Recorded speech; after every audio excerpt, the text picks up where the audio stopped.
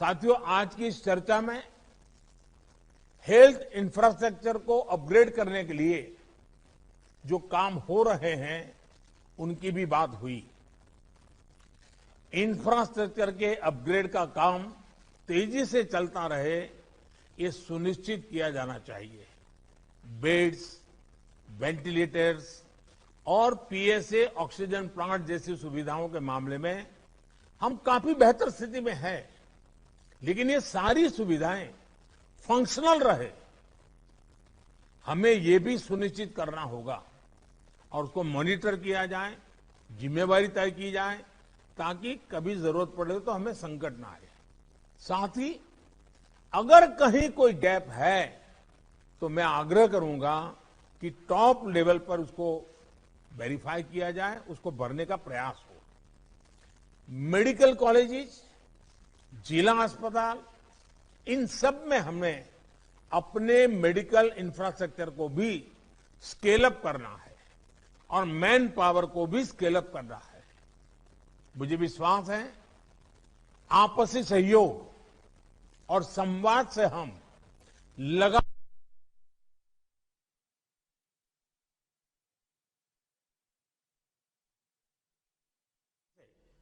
Corona के खिलाफ लड़ाई लड़ते भी रहेंगे और रास्ते भी निकालते रहेंगे।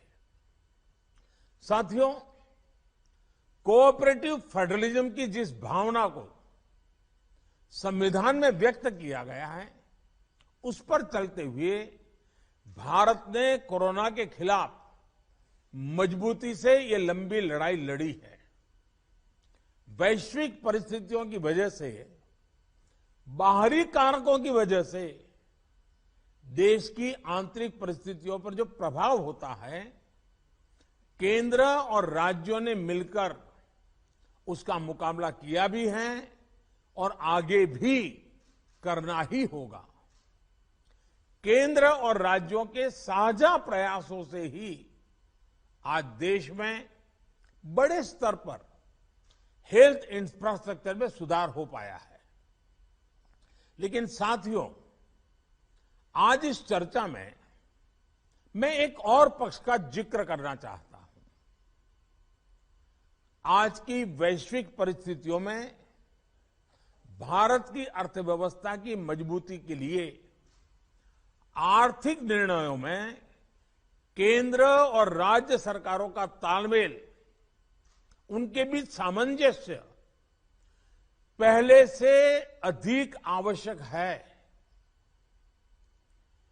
आप सभी इस बात से परिचित है कि जो युद्ध की परिस्थिति पैदा हुई है और जिस प्रकार से सप्लाई चेन प्रभावित हुई है, और ऐसे माहौल में दिनों दिन चुनौतियां बढ़ती जा रही हैं। ये संकट, वैश्विक संकट, अनेक चुनौतियां लेकर के आ रहा है। ऐसे संकट के समय में केंद्र और राज्यों के बीच तालमेल को, कोऑपरेटिव फेडरलिज्म की भावना को और बढ़ाना अनिवार्य हो गया है। अब मैं एक छोटा सा उदाहरण देता हूं। जैसे पेट्रोल डीजल की कीमतों का एक विषय हम सबके सामने है। देशवासियों पर पेट्रोल डीजल की बढ़ती कीमत का बोझ कम करने के लिए केंद्र सरकार ने एक्साइज ड्यूटी में कमी की थी। पिछले नवंबर महीने में कम की थी। केंद्र सरकार ने राज्यों से भी आग्रह किया था कि वो अपने यहां टैक्स कम करे और ये बेनिफिट नागरिकों को ट्रांसफर करे। इसके बाद कुछ राज्यों ने तो भारत सरकार की इस भावना के अनुरूप यहां टैक्स कम कर दिया, लेकिन कुछ राज्यों द्वारा अपने राज्य के लोगों को इसका कोई लाभ नहीं दिया गया। इस वजह से पेट्रोल डीजल की कीमतें इन राज्यों में अब भी दूसरों के मुकाबले कहीं ज्यादा है। ये एक तरह से इन राज्यों के लोगों के साथ अन्याय तो है ही, साथ ही पड़ोसी राज्यों को भी नुकसान पहुंचाता है। स्वाभाविक है कि जो राज्य टैक्स में कटौती करते हैं उन्हें राजस्व की हानि होती है। जैसे अगर कर्नाटका ने टैक्स में कटौती नहीं की होती तो उसे इन 6 महीनों में 5,000 करोड़ रुपए से ज्यादा का राजस्व मिलता। गुजरात ने भी टैक्स कम नहीं किया होता तो उसे भी 3,500-4 हजार करोड़ रुपए से ज्यादा का राजस्व और मिलता। लेकिन ऐसे कुछ राज्यों ने अपने नागरिकों की भलाई के लिए, अपने नागरिकों को तकलीफ न हो इसलिए अपने वेट में, टैक्स में कमी की, पॉजिटिव कदम उठाए। वहीं गुजरात और कर्नाटक के पड़ोसी राज्य ने टैक्स में कमी न करके इन 6 महीनों में 3,500 करोड़ रुपए से लेकर के 5-5.5 हजार करोड़ रुपए तक अतिरिक्त राजस्व कमा लिया।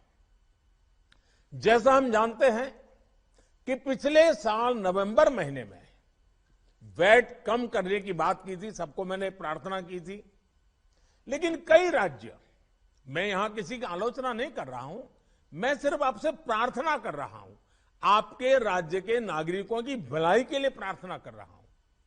अब जैसे उस समय 6 महीने पहले कुछ राज्यों ने बात को माना, कुछ राज्यों ने नहीं माना। अब कई राज्य जैसे महाराष्ट्र, पश्चिम बंगाल, तेलंगाना, आंध्र प्रदेश, तमिलनाडु, केरला, झारखंड, किसी न किसी कारण से उन्होंने इस बात को नहीं माना और उनके राज्य को, नागरिकों को बोझ कंटिन्यू रहा। मैं इस बात में नहीं जाऊंगा कि इस दौरान इन राज्यों ने कितना रेवेन्यू कमाया, लेकिन अब आपसे मेरी प्रार्थना है कि देश हित में आप पिछले नवंबर में जो करना था, 6 महीने डिले हो चुका है, अब भी आप अपने राज्य के नागरिकों को वैट कम करके इसका बेनिफिट